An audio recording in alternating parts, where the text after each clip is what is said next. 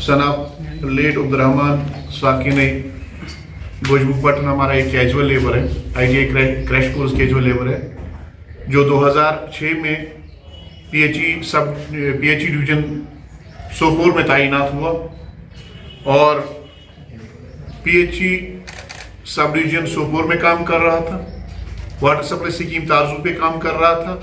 2006 से उसने बड़ी जान फिशानी से, बड़ी मेहनत और लगन के साथ, ईमानदारी के साथ, तनदेही के साथ अपना काम अंजाम दिया और यहाँ के अवाम की खिदमत करने के लिए, अपने महकमा की खिदमत करने के लिए, लोगों तक पीने का साफ पानी पहुंचाने के लिए उसने बेहद कोशिश की है, बेलूस खिदमत की है यहाँ की अवाम की, और महकमा की भी लाज रखी है। महकमा की इज्जत रखने के लिए उसने अपना सब कुछ कुर्बान कर दिया। सर्दी हो, गर्मी हो, चिले कलान का महीना हो, फ्लड था, तबाकुन सैलाब 2014 का, नामासाइल हालात थे, कोविड की बात करेंगे, 2019 की बात करेंगे, उसने अपना सब कुछ कुर्बान कर दिया और किसी भी शिकायत का मौका नहीं दिया। तो बहरहाल वो अपनी ड्यूटी अंजाम देता रहा बहैसियत कैजुअल लेबर के। एक कलील अमाउंट वो ले रहा था, बतौर उजरत ले रहा था। और सैटरडे 17 जून 2023 को जब वो सवेरे घर से निकला, अपने मासूम बच्चों, जो उसके 3 मासूम बच्चे हैं, उनसे रुखसत ली।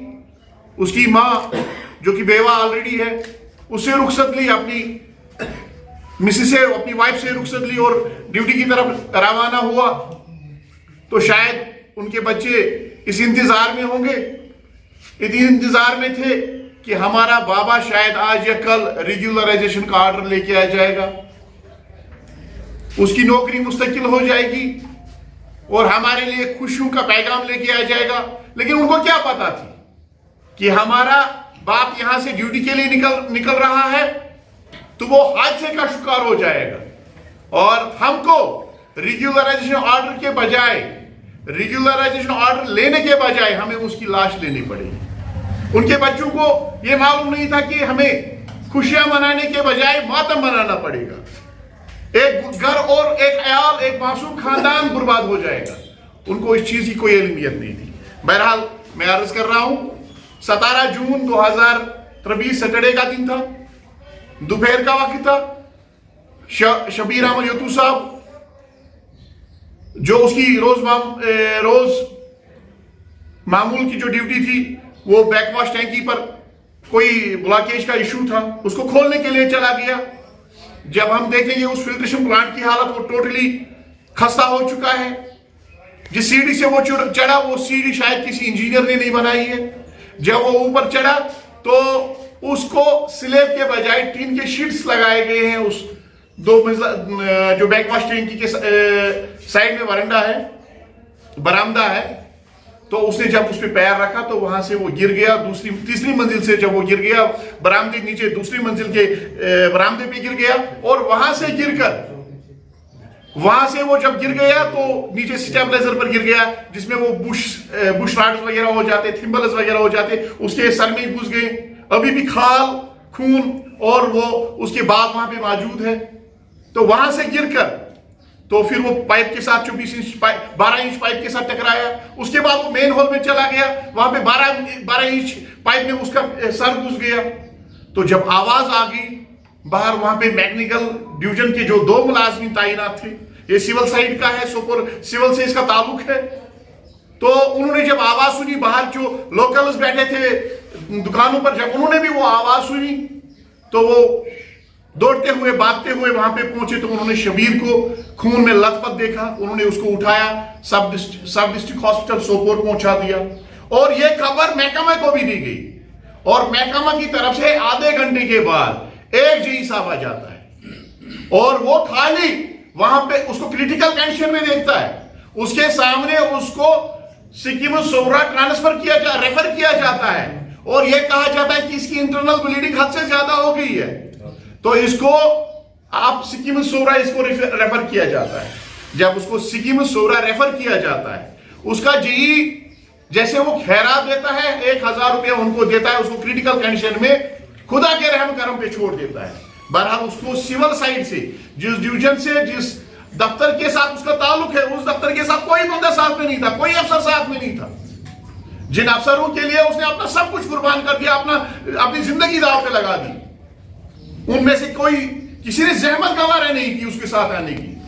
बहरहाल रात के 11 बजे, 11:30 बजे, सैटरडे के रात के 11:30 बजे उसकी डेथ हो गई। डॉक्टर्स ने बताया कि इसके जो इंटरनल ऑर्गन्स हैं वो फट चुके हैं, लीवर, लंग्स, किडनी, और हद से ज्यादा इंटरनल ब्लीडिंग हो गई है। उसको आईसीयू में शिफ्ट किया गया। बहरहाल 11 बजे उसकी डेथ हो गई और उसके बाद सवेरे 7:30 बजे इतवार को उसका नमाजी जनाजा अदा किया गया। नमाजी जनाजा अदा करने के बाद उसमें खाली वहां के फील्ड स्टाफ वर्कर्स ने, वहां के रेगुलर एम्प्लॉयज ने, वहां के मिनिस्टर स्टाफ से जो दफ्तरों में तैनात अमला है उन्होंने शिरकत की, उसके डेली वेजर्स, कैजुअल लेबर साथियों ने शिरकत की, ITI crash course casual labours ने शिरकत की। लेकिन अफसोस के साथ कहना पड़ता है, जिन अफसरों के लिए उन्होंने अपना सब कुछ कुर्बान कर दिया, उन अफसरों में से एक शख्स ने भी जहमत गवारा नहीं की कि वो उसको कंधा देने के लिए आए, उसके जनाजे में शिरकत के लिए आए। अब चलो ठीक है, उनको देर से इंफॉर्मेशन पहुंची होगी, वैसे तो जेई साहब वहां पे ही मौजूद था, लेकिन उसके बाद उनको डांस बनाने के लिए 3 दिन कल शाम तक कोई बंदा नहीं आया था। जब हम कल वहां पे गए तो वीडियो वायरल हो गई। हमने जब जाई वारदात को देखा तो वीडियो वायरल हो गई। उसके बाद वहां से सिर्फ एक AWE आ जाता है और अभी तक जब ये खबर आनन फानन पूरे नॉर्थ कश्मीर में फैली तो उसके बाद SKQ इंजीनियर साहब आ जाते हैं।